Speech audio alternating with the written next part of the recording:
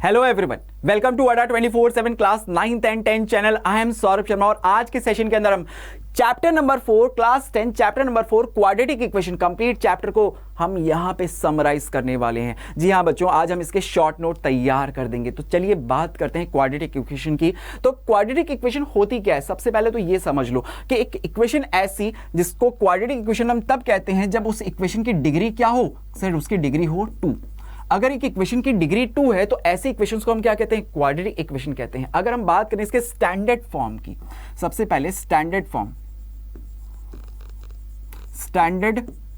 Form of a quadratic equation हम देखें तो उसको हम रिप्रेजेंट करते हैं ax² plus bx plus c is equal to 0 की फॉर्म में। देखो ये एक इक्वेशन है क्योंकि इक्वल टू का साइन है, और क्वाड्रेटिक इसलिए कह रहे हैं क्योंकि इसके अंदर जो वेरिएबल यूज हो रहा है, वेरिएबल इज x, और उस वेरिएबल की हाईएस्ट पावर कितनी है? कि सर 2 है। यानी कि कहें तो इस वेरिएबल की हाईएस्ट पावर 2 होने की वजह से इस इक्वेशन की डिग्री क्या है? सर 2 हो गई। इसलिए ये इक्वेशन क्या कहलाती है? क्वाड्रेटिक इक्वेशन कहलाती है।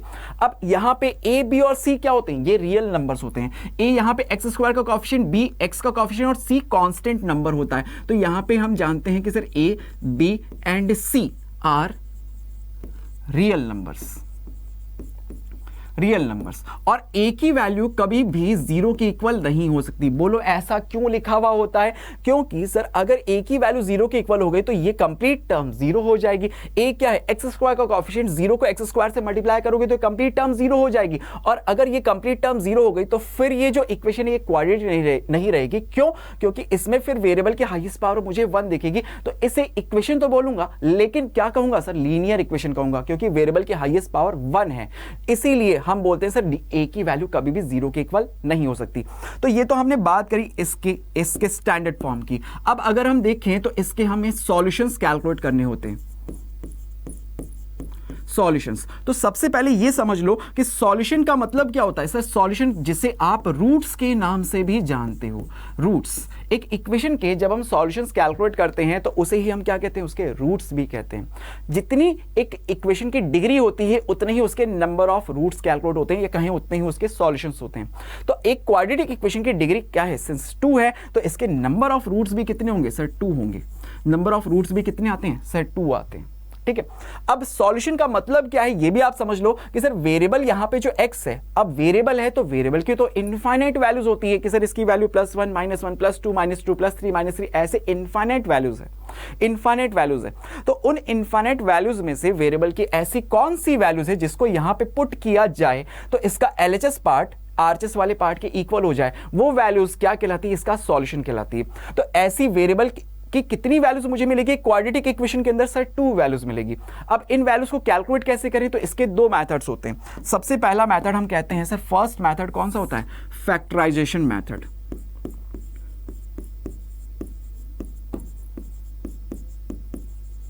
Factorisation method. और सेकंड मेथड कौन सा होता है? Sir quadratic formula.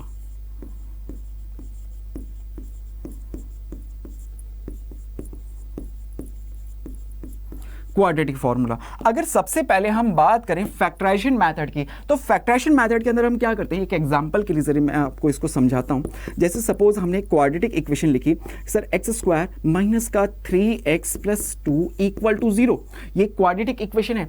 अब इसमें अगर मैं मिडिल टर्म को, इसकी मिडिल टर्म को स्प्लिट करते हुए इसके सॉल्यूशंस या रूट्स कैलकुलेट करता हूं तो वो मेथड क्या कहलाता है? Factorisation method. जैसे देखो यहां पे अगर हम इसके मिडिल टर्म को स्प्लिट कर दें कि माइनस का 3x है, इसे मैं स्प्लिट करके माइनस का x और -2x में ब्रेक कर दूं और ये प्लस का 2 = 0 लिख दिया जाए तो फर्स्ट 2 टर्म्स में से आप कॉमन निकाल लोगे, दैट इज x, और ये आएगा x - 1। देन -2 कॉमन आया तो ये आपके पास आया अगेन x - 1 = 0, और यहां से आपके पास इसके 2 फैक्टर आ जाएंगे, एक x - 1 और दूसरा आएगा x - 2 = 0। अब आपको अगर इसके रूट्स कहें या सॉल्यूशंस निकालने हैं तो इनको इक्वल टू एक एक करके दोनों ब्रैकेट्स को इक्वल टू 0 करोगे तो पहले ब्रैकेट से आपको x की वैल्यू मिलेगी 1 और दूसरे ब्रैकेट से वैल्यू मिल जाएगी 2। ये क्या कहलाएंगे? इसके रूट्स कहलाएंगे। देखो एक क्वाड्रेटिक इक्वेशन थी तो कितने रूट्स मिले आपको? 2 रूट्स मिले।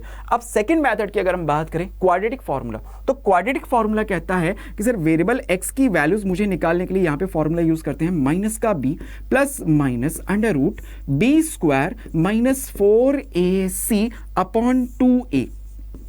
Upon 2a। b क्या होता है सर x का कॉफिशिएंट, a क्या होता है x स्क्वायर का कॉफिशिएंट, और c क्या होता है कांस्टेंट टर्म। ये सभी वैल्यूज अगर इस फॉर्मूले में पुट कर दी जाए तो यहां से भी आपको क्वाड्रेटिक फॉर्मूले के थ्रू आपको रूट्स मिल जाते हैं। इसी फॉर्मूले को स्टूडेंट्स आप श्रीधराचार्य फॉर्मूले के नाम से भी जानते हो, श्रीधराचार्य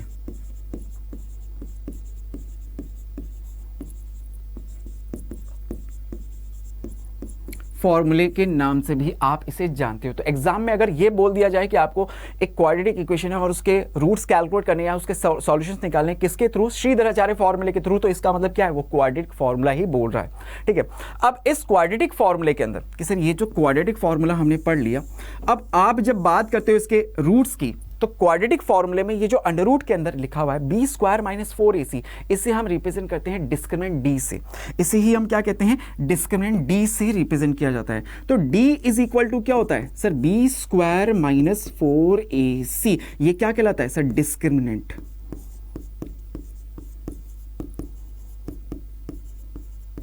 डिस्क्रिमिनेंट d से हम इसको रिप्रेजेंट करते हैं। इसके जरिए हम करते क्या है कि सर इस क्वाड्रेटिक इक्वेशन के जो रूट्स हम कैलकुलेट करते हैं, जैसे यहाँ पे हमारे पास दो रूट्स आएंगे तो उन दोनों रूट्स का नेचर कैसा होगा ये हम आइडेंटिफाई कर सकते हैं बिना रूट्स को कैलकुलेट करे, डायरेक्टली किससे, डिस्क्रिमिनेंट डी के फॉर्मूले से। डिस्क्रिमिनेंट डी का जिसका फॉर्मूला है बी स्क्वायर माइनस 4ac। अगर आपको इक्वेशन दी हुई है ए बी और सी की वैल्यू पुट करके यहाँ पे डिस्क्रिमिनेंट डी की वैल्यू अगर आप कैलकुलेट करते हो, और अगर डी की वैल्यू सपोज आपने कैलकुलेट करी और वो ग्रेटर देन जीरो आ गई, ग्रेटर देन जीरो कहने का मतलब क्या हो गया सर, वो वैल्यू कैसी है, पॉजिटिव वैल्यू है, तो उस केस में आपको जो रूट्स मिलेंगे वो कैसे होंगे कि सर रियल, हम कहेंगे sir real and distinct root. Distinct यानी कि सर दो डिफरेंट रूट्स मुझे मिलेंगे, जैसे कि यहां पे 1 और 2 दो डिफरेंट रूट्स मिले और रियल भी थे। ठीक है, अगर मैं डिस्क्रिमिनेंट डी की वैल्यू कैलकुलेट करूं और वो इक्वल टू 0 आ जाए तो उस केस में मुझे रूट्स मिलेंगे, वो कैसे होंगे सर, रियल तो होंगे और साथ में रियल एंड साथ में क्या होंगे सर, इक्वल होंगे। इक्वल होंगे कि रूट्स तो हमेशा दो ही मिलने हैं, चाहे वो दोनों डिफरेंट हो जाएं या फिर दोनों इक्वल हो जाएं, कि सर 1 और 1 मिल जाता, 1 और 2 और 2 मिल जाता, 3 और 3 मिल जाता, 1/2 मिल जाता, कुछ भी हो, रियल है और इक्वल है, तो उस केस में डिस्क्रिमिनेंट डी की वैल्यू क्या होती है सर, इक्वल टू 0 होती है।